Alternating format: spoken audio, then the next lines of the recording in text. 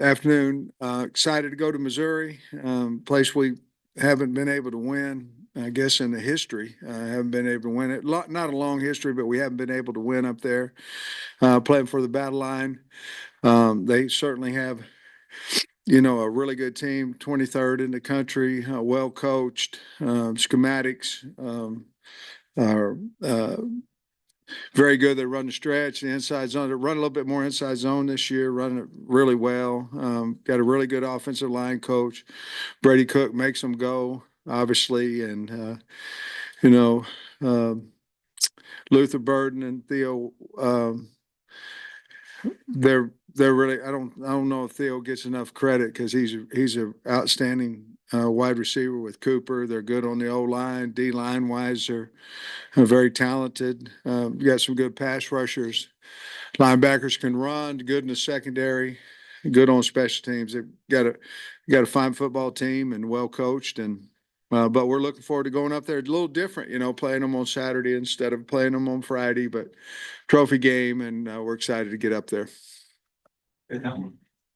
So if you're an Arkansas fan, who are you supposed to hate? Who's supposed to be your rival? And where would Missouri rank up there in your rivalry echelon, I guess? Well, I think Missouri is right up there at the top of rivals for us. I think if you ask our team, I think obviously we have several trophy games, and one of them just went out. But um, I would think Missouri would be one, Texas certainly would be one, LSU would be one, but I think Missouri ranks up there at the top. Um, Forcing turnovers. You guys had, I think, 5 defensive touchdowns last year, and not as many. Yeah, I think we led the country in defensive touchdowns. So is getting them? Is it more of a random thing?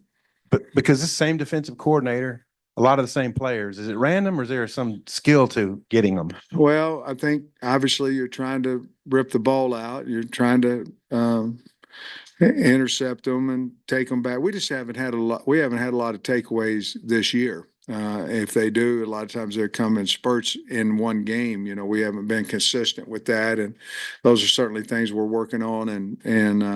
But to answer your question, I think yeah, I think they happen. You force them to happen with hard hits, like what happened to us on Saturday. But we've got to get better at that. I do think we're swarming the ball better the last couple of weeks than we have since the Tennessee game, and so I think they'll come. I was wondering how much you push that idea that Arkansas has never won in Columbia. I think 0-6 all time. Do you talk about that a lot with the players, or is it just focusing on this year? I think that's part of it. On Monday you have a presentation of their football team, and I think that certainly is part of it. Anything that you think can be a little bit more of a motivator, which they shouldn't need anything else. We're playing for a trophy. We're playing Missouri. They're a rival game for us. They beat hell out of us last year. That should motivate us. The problem is a lot of the kids that are on the team and playing weren't here last year too. So you have to find different ways to motivate. That's my job. Instead of just going, well, it's Missouri, it's a rival. So yes, to answer your question, I think that's part of it. And you talked a little bit about Brady, but what are your thoughts on him as a quarterback? What makes him go? Obviously, he's a veteran for him. I think leadership and his competitiveness and the team. I forget what game it was. I think it was Auburn when he was hurt and then came back, and you could just see the team, and so I think his leadership skill, he's a really good player.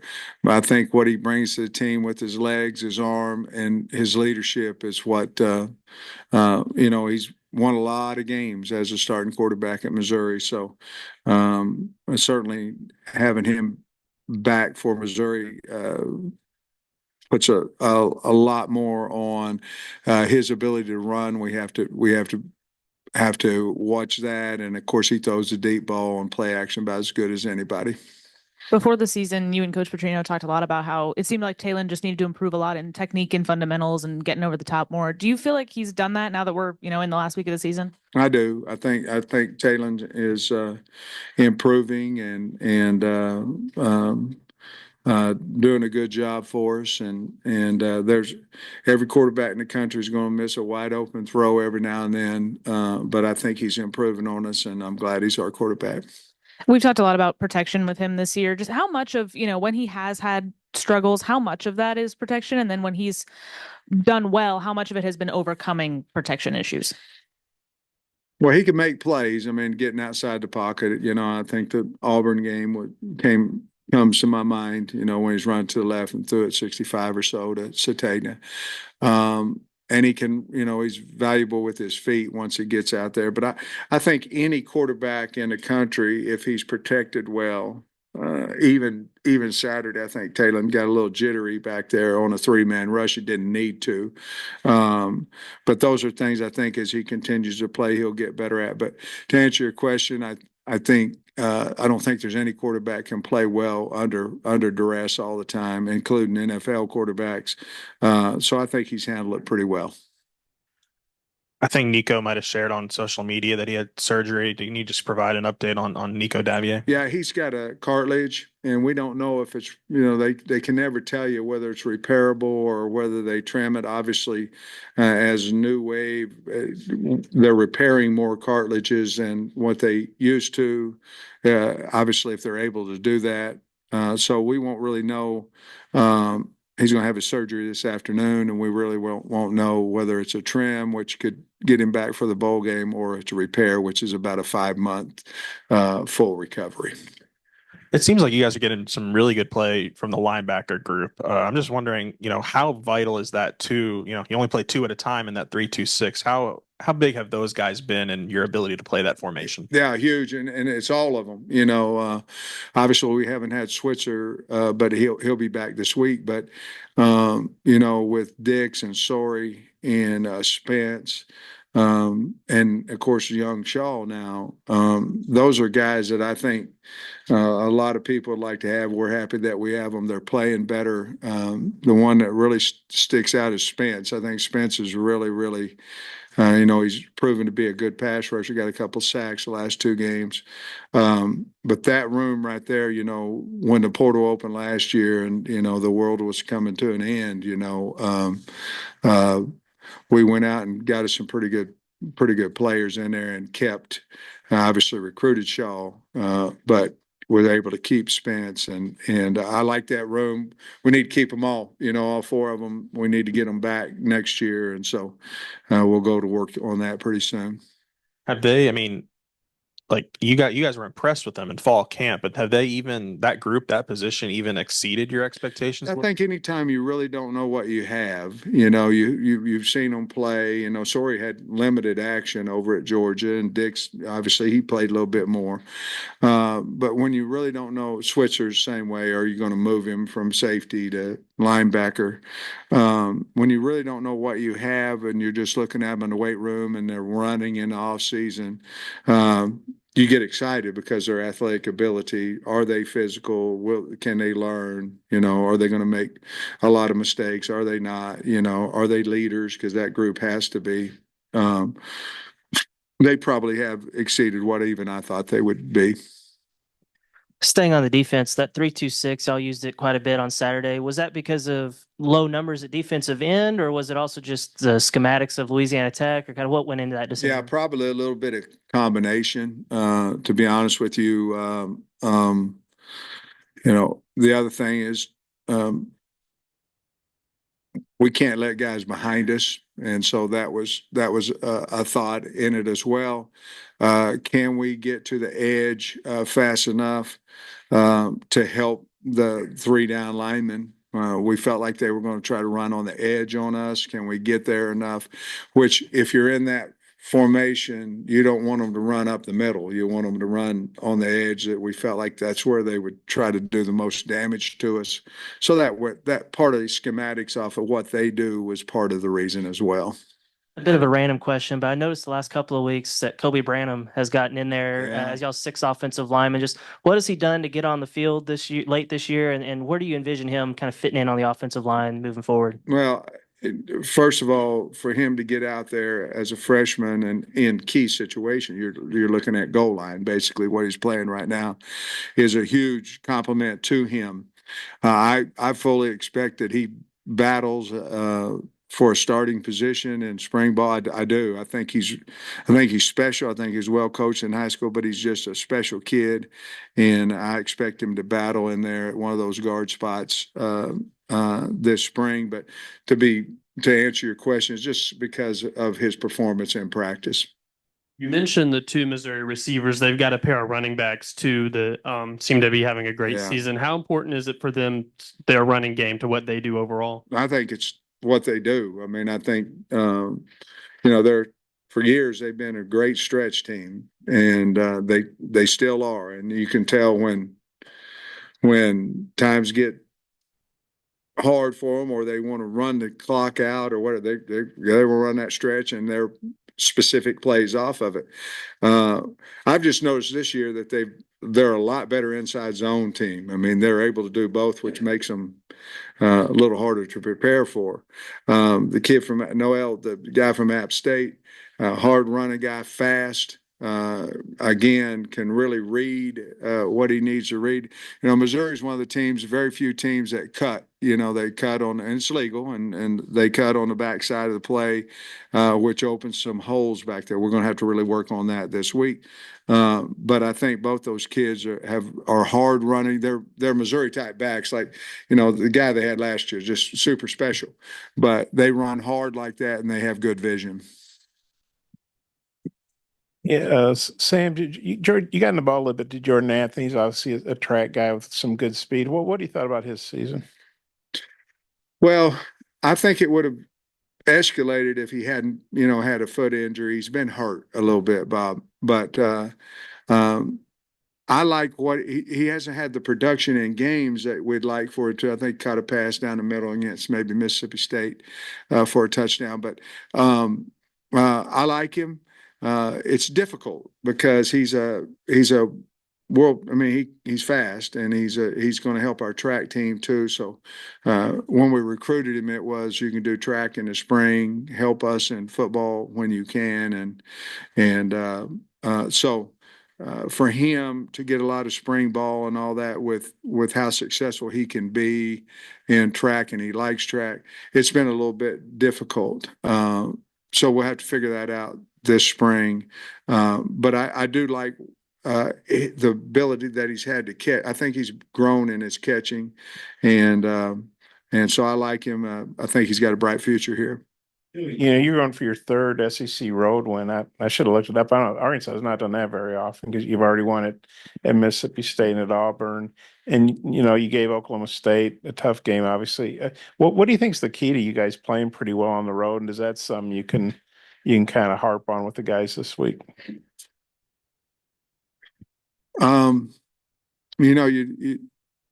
You take the 74 guys, and it's a close-knit group. It's kind of, those are us against everybody type games. Obviously, you would hope that you would play better at home just because of the fans and the crowd noise, but we've been able to handle the noise, probably is the biggest thing. We've been able to handle the noise, and that's a lot. We haven't had a lot of offsides penalties or illegal procedure penalties on the road. But I'd attribute to just basically we're taking the 74, we're us against the world mentality, and our ability to handle the noise. A lot of teams can't, and we've been fortunate. I guess Satania is statistically the number 2 wide receiver on the team. I guess what have you seen in his development throughout the season, and maybe what's next for him having, finally getting more production this season? Well, I just thought he had a really good game Saturday. Boy, he can jump. He went up and got the one across the middle, and I think his confidence has grown throughout the year. It should, but I think what you saw Saturday is probably something you're going to see a little bit more, a few more catches, a few more catches on contested balls. And with that comes confidence. I think you can feel his confidence by the way, he was returning punts, and how he was catching punts without fair catching and all that, ones that he would have prior to Saturday. So I think his confidence is growing, and he's always been talented. You look at Missouri's roster; they've got a good number of people from Arkansas on the roster, but you got Monte Harrison, who's 29, probably hasn't lived in Lee's Summit in a while, and Vito Calvaruso. Is there any reason behind that? Well, you guys don't, and you obviously got ties to Missouri too, but you guys don't have a lot of Missouri presence on the roster. Well, I'm looking at their two deep, and I don't think there's a whole lot of Arkansas kids in that two deep. But Missouri, to answer your question about Missouri, we've tried. They've got really good players, especially Kansas City and St. Louis, and Missouri's getting a lot of those kids. Oklahoma's been getting a lot of the Kansas City kids, and those are, try to answer your question, that is something that we've tried to amp up our staff numbers into those areas because they're close, and especially with 49 coming all the way through now, it's even faster to get here. So we certainly have tried to address that. I was wondering also, just obviously you want to win every game and it's important, but with it being like a month between this game and, well, give or take a month in the bowl game, Right. and everything that's happening in that window with recruiting and transfer portal and stuff. Yeah. How big would it be in terms of momentum into those next few weeks after this game? I think 7-5, 4-4 in the league, and beating a top 25 team, a top 5 team. I think that would really help us in recruiting and recruiting through the portal. Obviously, we're going to a bowl either way, but I think it would be big to get that win, and so we're going to try like hell to get that done. Going back to the offensive line, getting Kudus back in there, what's the difference that he makes when he's out there on the line, and from a protection standpoint too with Taylor? Well, Kudus is one of our better players, and so he's big, athletic guy, can really run. So to have him and continue to have Blackstock, now if something happened or you need to play two, you need to rest one. A lot of times then you fall off where we wouldn't fall off as much. But obviously Kudus is one of our best linemen. We want to have him out there, which we'll be able to have. What are your Thanksgiving plans with the team and with Jamie, or what are you guys doing? Well, the team's going to we're going to practice early on Thursday, and they probably should be out by around noon. And then I guess they'll have off until about 12:30. I think staff's at 9, so it's usually 3 hours. So 12 be a team meeting on Friday. And I know a lot of the coaches are having some kids over. I know they're going to go home if they're close and take some friends with them. Right now, my plans are just to go home, and we don't have any company, which is love company, but I also love when it's just Jamie and I, and so that's, we're just going to have that day, probably watch a little football, take a nap, put some ice on my hip, and figure it out. I think you said on the radio that was your favorite kind of Thanksgiving, just It you and is. Jamie. It is, and I can't. I probably shouldn't have said that because everybody who's ever been to our house on Thanksgiving think I don't want them there. That's not true. Eli, he kind of stirs this thing up. He's Yeah. made a big deal out of this rivalry. What do you think of him and y'all's relationship and how he's done this rivalry? Well, I have, I have respect for. He stirred up a lot of stuff, not just with Arkansas. So I have a lot of respect for him. He's a hell of a coach now, and you don't want him to have the ball on the last drive. And I mean, you don't, because he's outstanding and has won a lot of games that way. It's a rivalry. He told me he's going to try to stir it up too when we first when we first came here. I respect the guy. He's obviously done a really nice job there. So, um, you know, we're rivals and they've got the trophy and they've had it for last 2 years. We'd like to get it back. I know we've asked you about Andrew Armstrong a little bit, but he's gone past 1,000 and he has a chance to have one of the best seasons ever. What's just he meant to the dynamic of this offense? Yeah, big time. That makes a couple of guys over the last 3 seasons, that went over 1,000 yards, and that certainly will help us in recruiting as well. But I think Andrew he had strong belief in himself. You have to, coming from Commerce, you have to have, but you see a guy have a pretty good season, and then a lot of times he won't elevate the next year. He'll be satisfied. He gets more NIL money, whatever it is. He's done the opposite. He got more NIL money, but he also earned every penny of it, and so I have high respect for his work ethic, the way he's handled his business, and he's playing as good as I ever would have dreamt him playing. Some of the losses you guys have had in Como have been, excruciating. Yeah. 2 years ago. Well, even when I was here with Brett, right. And the year after you left in 2016, Barry Odom faked a punt on his own 7-yard line. Yeah. And I just wonder, that kind of piles up, and it hasn't been favorable for Arkansas. Just your thoughts. Yeah, it's unfortunate.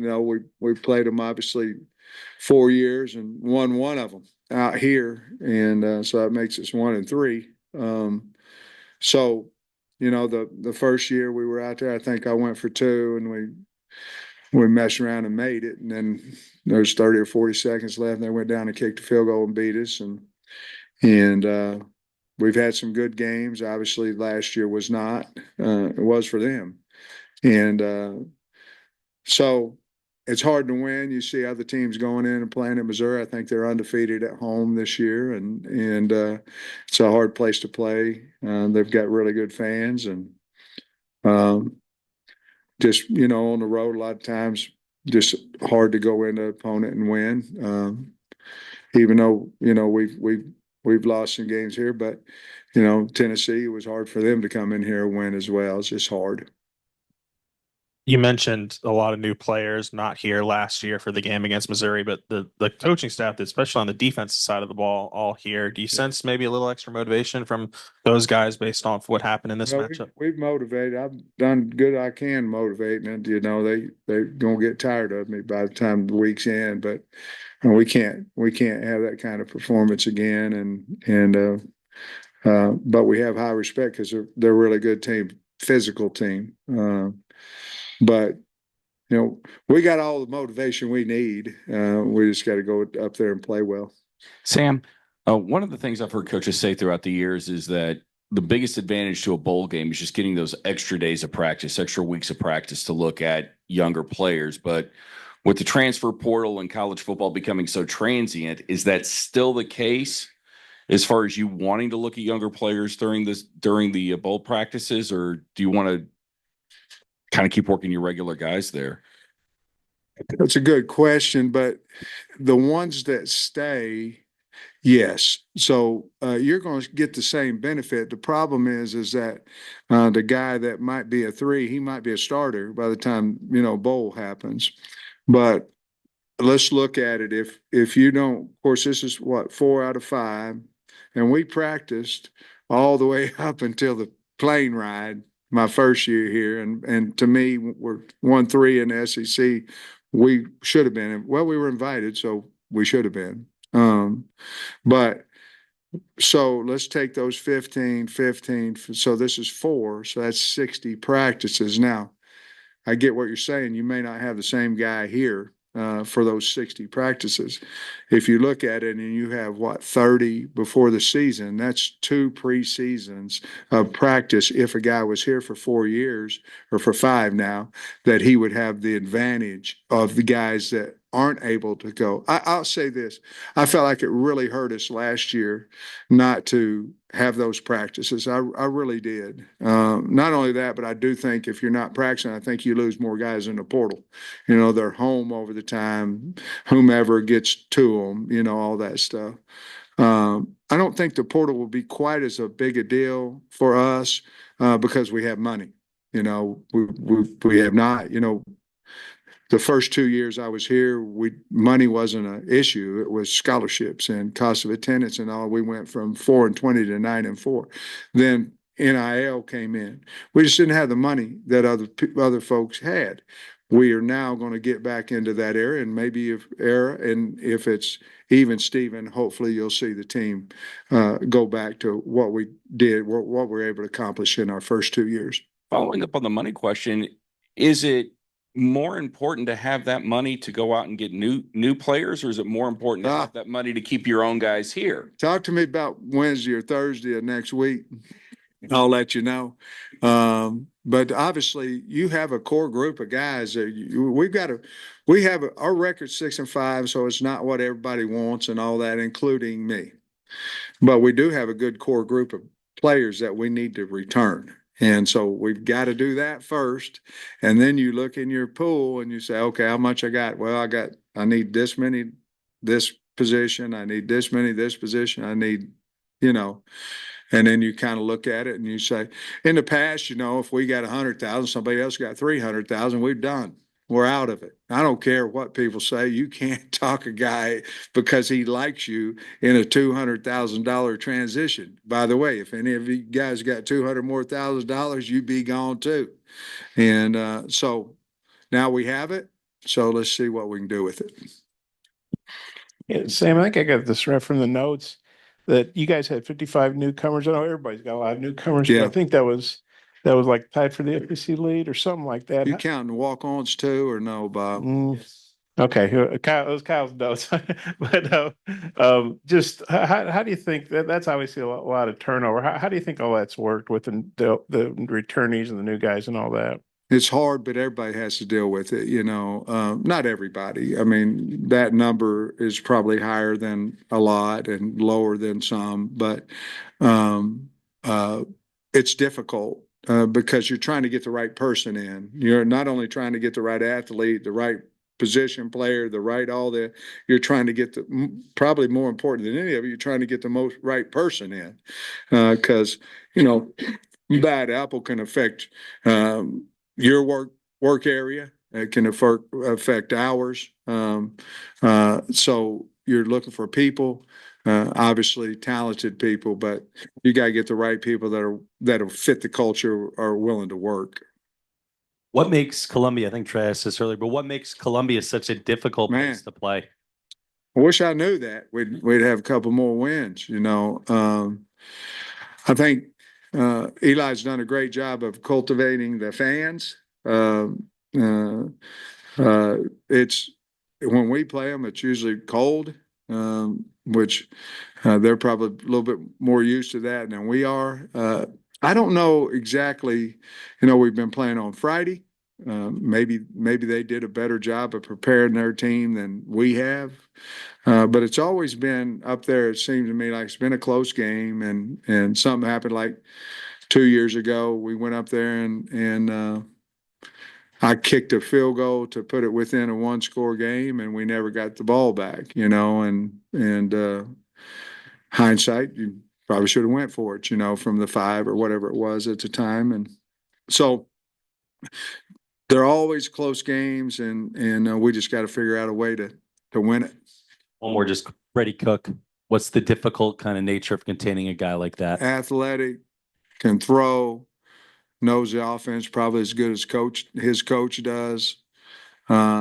He's a winner, and those guys are scary. I mean, he's a winner, and like I said, you could just feel it through the TV.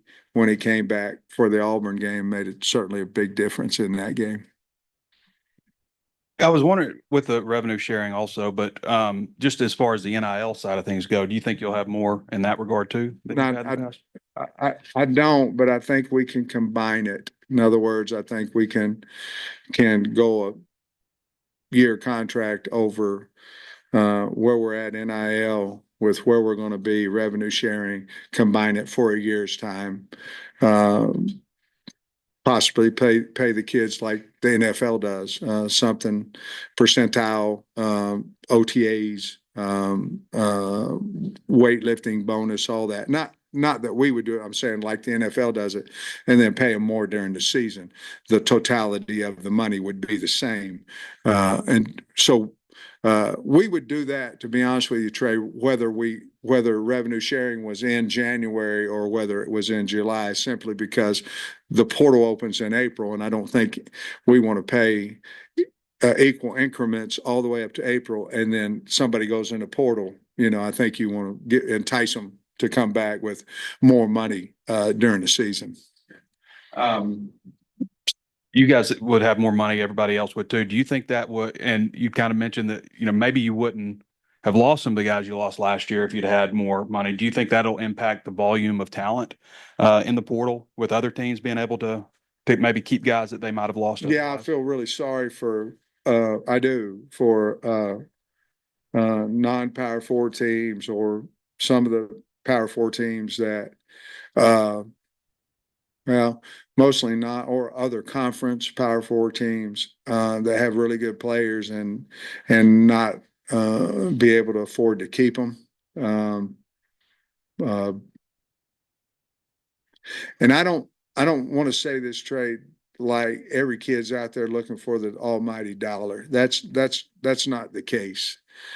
But if the dollar differential is huge, then your chances of keeping somebody aren't very good. And most of the time they know that dollar and know the amount before they ever come see me. They've already figured it out through whatever channels that happen. Yeah, you talked about Kobe Branham and Bradley Shaw a little bit today. We saw Charlie Collins cave in a guy the other night. I'm just wondering the up and comers that might have bigger roles next year, like those guys. Davion Henderson would be another one, just pops out. I think he's going to be a really good player. I like Jaden Allen. I like Selman Bridgers, our two freshman corners. Now, Jaden, he's going to practice today. So, he's back from that cartilage repair. Offensively, let's see. Of course, KJ Jackson, we're very, very high on him. The wide receiver group there, Cross, I think he's got a lot of talent as a young player. CJ Brown will keep coming on.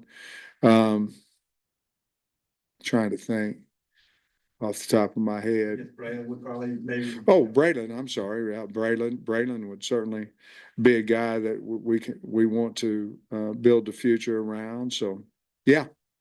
You good with the Saturday game? You think it's going to be neat to try a new day or what? Yeah, the Friday one ain't working, so we'll try to switch it. Thanks, Coach. All right, thank you, guys.